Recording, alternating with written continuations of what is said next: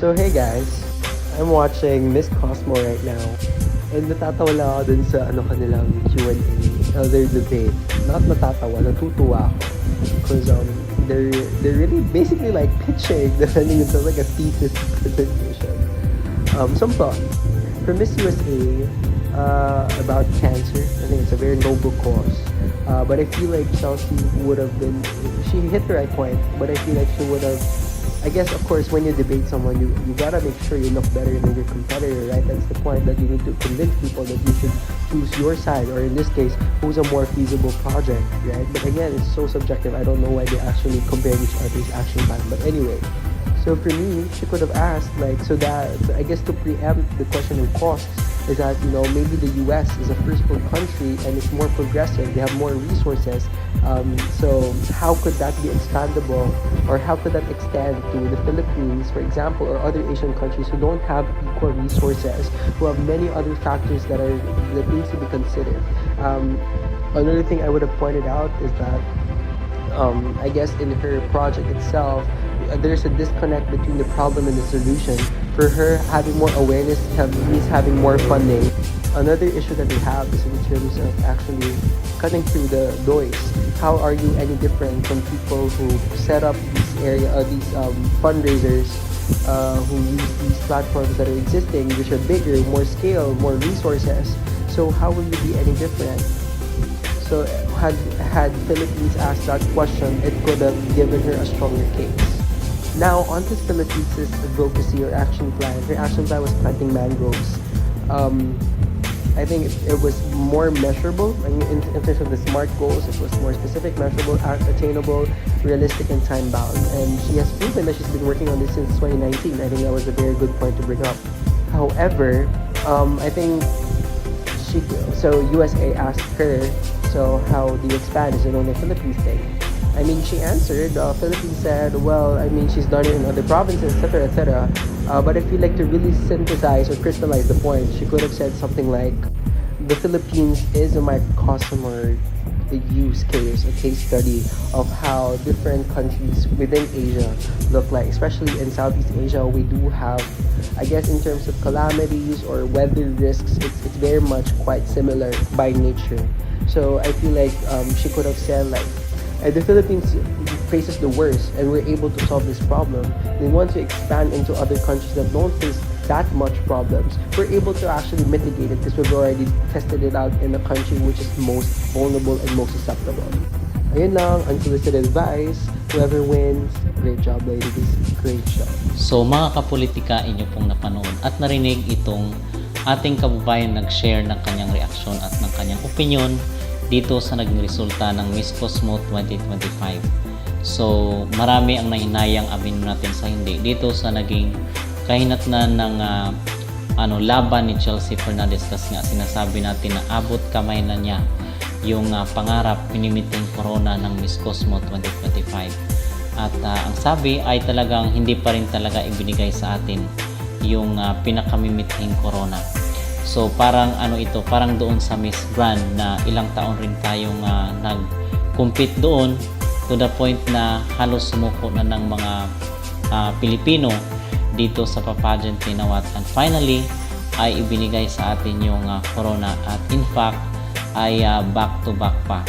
So dito naman sa Miss Cosmo 2025 ay ganun rin siguro, pero I believe na hindi magtatagal ay mapapasa atin din yung corona.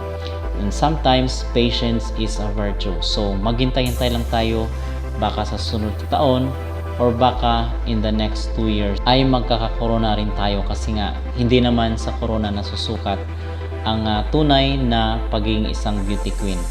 So dito nga mga kapolitika, sinasabi nila na talagang nagkulang sa advocacy, sobrang sayang dito sa naging laban ni Chelsea Fernandez, which ako personally is nanghinayang rin tayo, no, kasi first runner up yung natanggap ni Chelsea Fernandez. At sabi doon sa confirmation nila sa kailang page ay makakasama si Chelsea all throughout the year, kasama ng winner katulad nung time nila Kitut Permata Julia Street.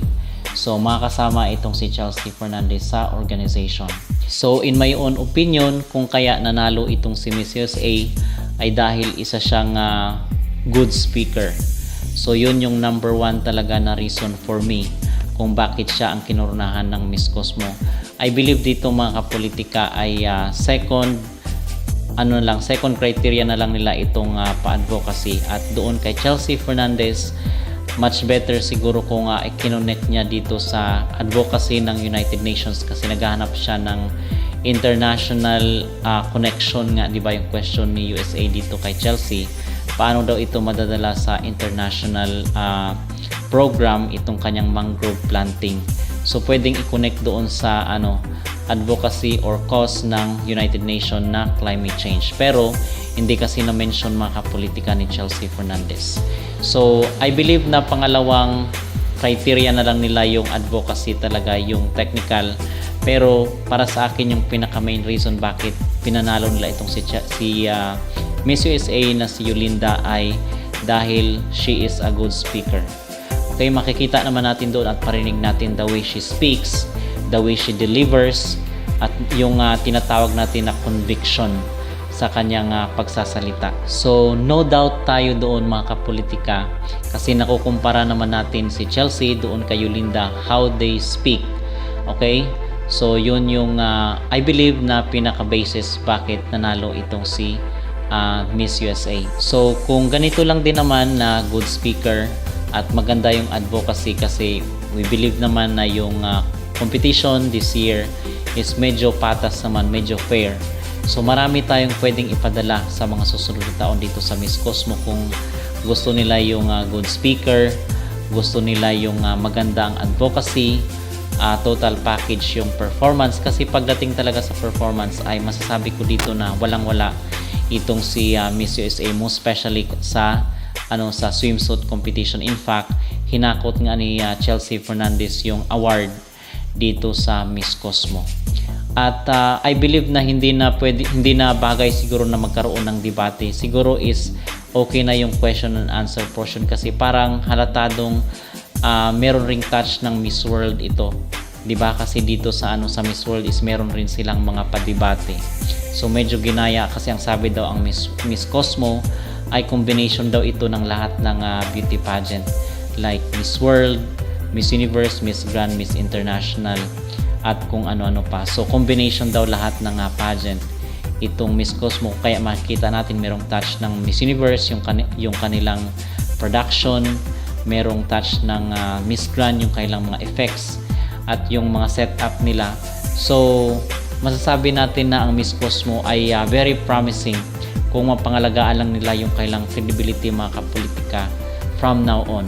Okay? So again, tayo is nang hinayang dito dahil first runner-up si Chelsea Fernandez.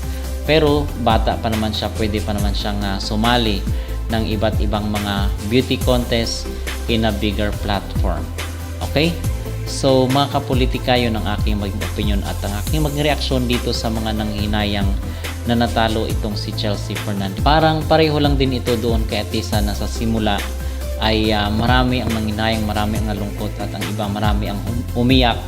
Yung iba hindi pa nga daw makatulog dahil sa sobrang sayang itong si Atisa manalo. So pareho lang din yan mga kapolitika dito sa kay Chelsea Fernandez na kung saan ay natural lang naman yun kasi meron tayong emosyon. At na-mention na rin natin, na-report natin doon sa ating mga naunang video, dalawa yung scenario mga kapolitika na talakay natin, na bigyan natin ng komentary. Yung first na scenario na possibility dito sa Miss Cosmo is mananalo itong si Chelsea. At yung second scenario, second possibility na mangyayari ay magkokorona sila ng someone na deserve. Okay, kasi ang sabi nga nila ay tatanggap naman daw ng pagkatalo ang mga Pinoy, which is ito nga yung nangyari ngayon at majority ng mga Pilipino ay accept itong nangyari dito sa Miss Cosmo 2025. So ganun lang po yun at tumama yung ating prediction na magkokorona sila ng someone na deserving to be a winner, which is itong si Yolinda from Miss Cosmo USA. So yun mga kapolitika ang aking magreaksyon at ang aking maging opinion dito kung bakit natalo itong si Chelsea Fernandez at doon sa mga nagsabi na sobrang sayang itong si Chelsea at may mga nagsasabi rin na mas maganda pa daw yung naging sagot. Total package daw itong si Chelsea pagdating sa performance. Pero again, ang hinahanap nila ngayon ay isa sa mga mabigat na requirement is a good speaker, which I believe na lamang itong pambato ng USA. To be fair naman mga kapolitika. Okay? So, nanghinayang rin ba kayo dito sa naging resulta ng kompetisyon? At kayo po ba ay agree dito sa naging winner ng kanilang labanan? Mag-comment down below at huwag kalimutang mag-like at mag-subscribe na rin kayo para updated kayo sa ating mga latest issue. Starts now. My community service initiative is Courage Over Cancer. It's to raise awareness, raise funds, reach survivors, and reach families struggling with this treacherous disease. After witnessing my own family members, my aunt this past May, undergoing a double mastectomy 2 days after my graduation, I knew it was time for a change. The families, the people going through this disease need support, they need love. My goal is to raise awareness and raise funds. This past year, I raised over $20,000 for the Huntsman Cancer Research Foundation, and I was internationally recognized as a top 8 sweetheart fundraiser globally. I believe a leader leads with heart, compassion, empathy, and that is exactly what I'm doing, leading by example. My project, I plan to work with more organizations like the Huntsman Cancer Institute, work more with St. Jude's around the world. On a global scale, I want to go into families that have a higher impact of cancer. 1 in 5 people have cancer globally. It's time that we be the change in the generation to end cancer. One step at a time, by going through to hospitals, making boxes, donating gifts, helping with the cost of the treatment. We can be the generation to end cancer. It starts with me, and I hope to lead you all to also be inspired to end it. Fantastic. Give it up for Miss Cosmo, United States of America. And now that Miss Cosmo USA has told us and given us her action plan, it is now time for Miss Philippines to ask a question. Miss Cosmo Philippines, your question please. Your 45 seconds starts now. I would just like to commend your advocacy and your action plan, but I am just curious, what if unfortunately you cannot collect funds for your advocacy? What measures will you do in order for your advocacy to succeed? Thank you, Miss Cosmo Philippines, and 60 seconds to answer from Miss Cosmo USA. Well, thank you for your question, Chelsea. Luckily, cancer is one of the leading supporting causes in the world. This past year, not only did I help in raising over $20,000, but collectively with the organization I partner with, we have raised over $30 million for the generation to end cancer. It is a disease that touches so many people that when people are able to give, they find the desire, the need. I have, in a college campus, college town, helped raise over $20,000 with fraternities, sororities, kids on campus, college students that are struggling, because it doesn't just impact a few, it impacts everyone. It impacts mothers, fathers, brothers, sisters, every loved one you can imagine. So I think it's very easy to gain support and gain funds.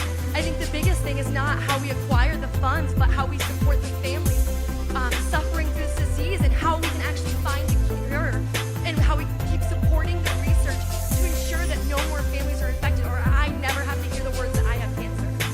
Thank you. Fantastic! Well done, top 2! Can we hear it from both of them for the first round of debate? Okay. Well done. Now it's Miss Cosmo Philippines' turn. 90 seconds to share your action plan starts now. Philippines is a home to more